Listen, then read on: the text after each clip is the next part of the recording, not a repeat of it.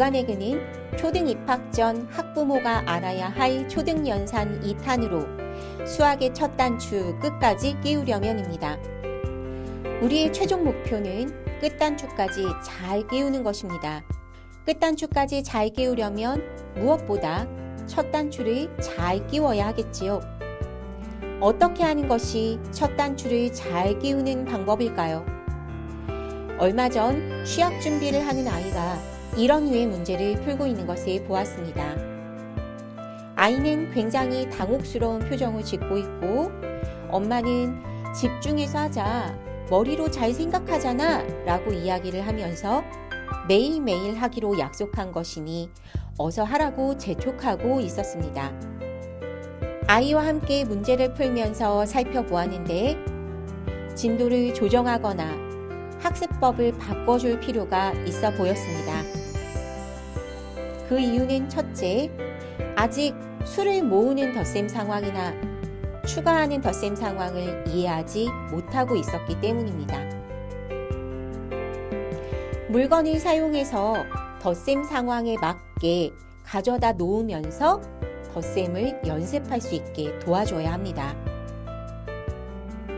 둘째, 10 이상의 수를 세는 연습이 부족했습니다. 덧셈 상황을 이해하도록 하기 위해서 이렇게 8개를 가져다 놓은 다음 5개를 더 놓게 했어요. 이와 같이 한 다음 답을 찾아보세요 라고 했는데 아이는 처음부터 하나, 둘, 셋, 넷과 같이 모두 센 다음 답을 쓰고 있었습니다.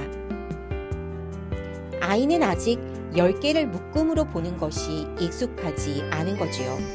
알고 있다고 해도 아직은 적용할 만큼 연습이 되지 않은 상태인 겁니다.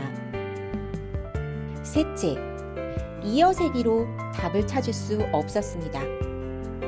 수를 순서대로 부르는 과정을 통해서 답을 구하기도 아직 어려운 거지요.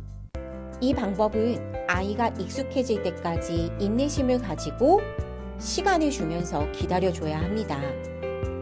넷째, 더해서 10이 되는 두 수를 아직 찾지 못합니다. 결과가 10이 넘는 덧셈은 그 이전에 기초가 되는 여러 과정의 학습이 필요합니다. 그런데 아이는 그것을 모두 건너뛰고 덧셈 결과만 내는 방법으로 공부를 하고 있는 겁니다. 7살 친구가 과정을 건너뛸 만큼 시간이 부족하지 않습니다. 1학년 1학기와 2학기의 교과서를 살펴볼까요?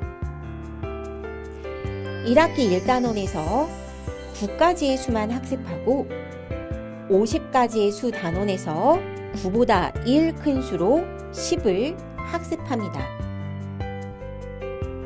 50가지의 수를 10개씩 묶음과 낱개로 이해하도록 하여 수의 구성을 알게 하며 수를 읽고 쓰도록 하는 거지요.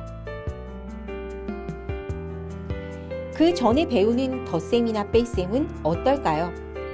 결과가 9 이내인 경우만 다루고 있습니다. 모으기를 통해 충분히 덧셈의 상황을 이해하게 하는 거지요. 아이들이 덧셈과 뺄셈의 원리를 이해할 수 있도록 다양한 그림과 식을 보고 이야기를 만들게 하는 등의 학습을 하게 합니다. 덧셈과 뺄셈의 상황은 외계인이 봐도 소통할 수 있는 의미를 가지고 있겠죠. 이렇게 그림을 보며 수학적 상황에 대한 이해력을 높여야 하는데 처음부터 덧셈식의 답만 구하는 단순 연산에 익숙해진 아이들에게는 이런 것들이 귀찮은 과정이 될 뿐입니다. 1학년 2학기 덧셈과 뺄셈을 살펴볼까요?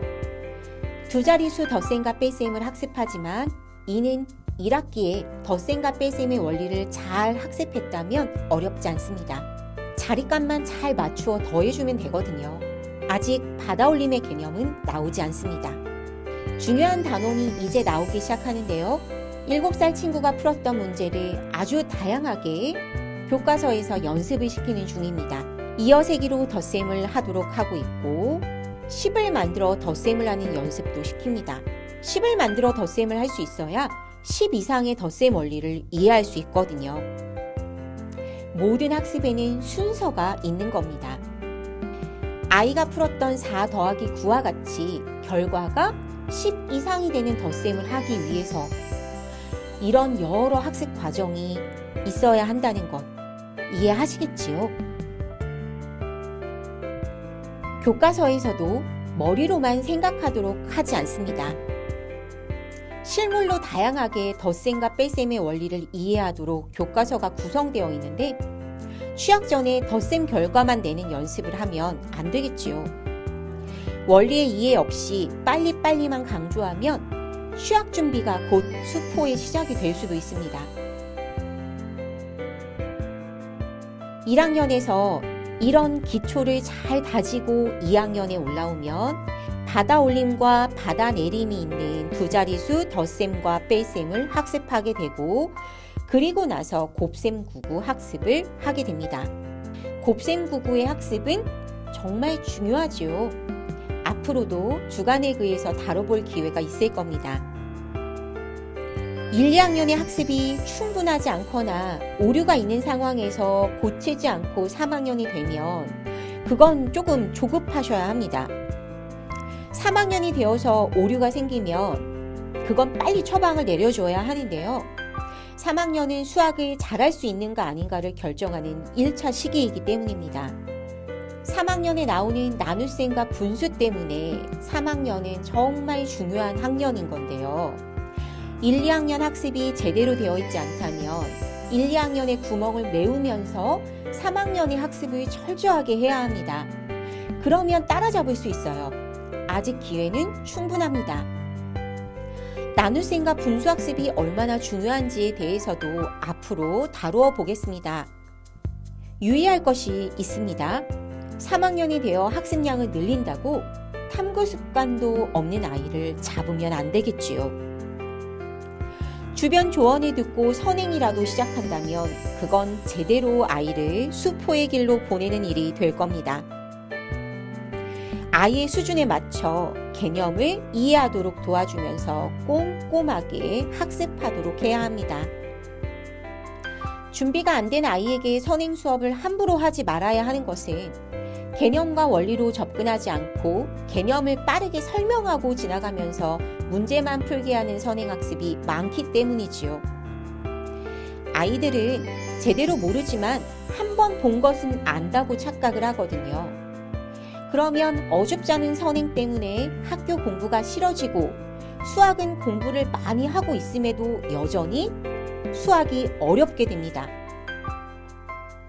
어린아이들과 수업을 하면 눈을 반짝반짝 빛내면서 알게 된 내용에 감탄하고 즐기는 모습을 보게 됩니다. 그런데 요즘은 2학년만 되어도 그런 모습을 찾기가 어려워요. 탐구도 해보아야 할 수 있습니다. 개념과 원리의 학습을 건너뛰었을 때 아이는 스스로 지식을 구성할 능력을 갖추기 어렵습니다. 어릴 때 탐구 능력을 발전시키고 배운 개념을 스스로 내면화할 시간을 가진 적이 없이 머릿속으로 생각해라. 규칙적인 학습이 중요하니까 매일 정해진 시간에 공부해라.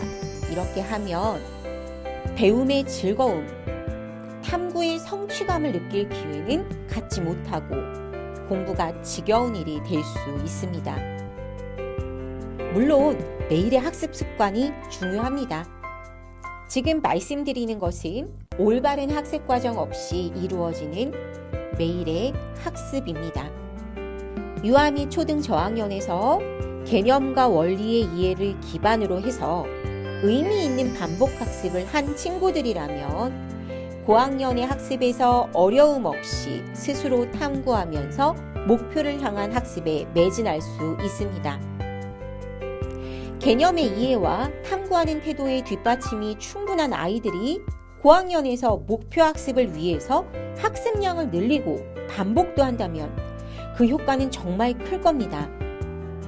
수학의 단추를 끝까지 잘 끼우려면 수학의 첫 학습이 무엇보다 중요합니다.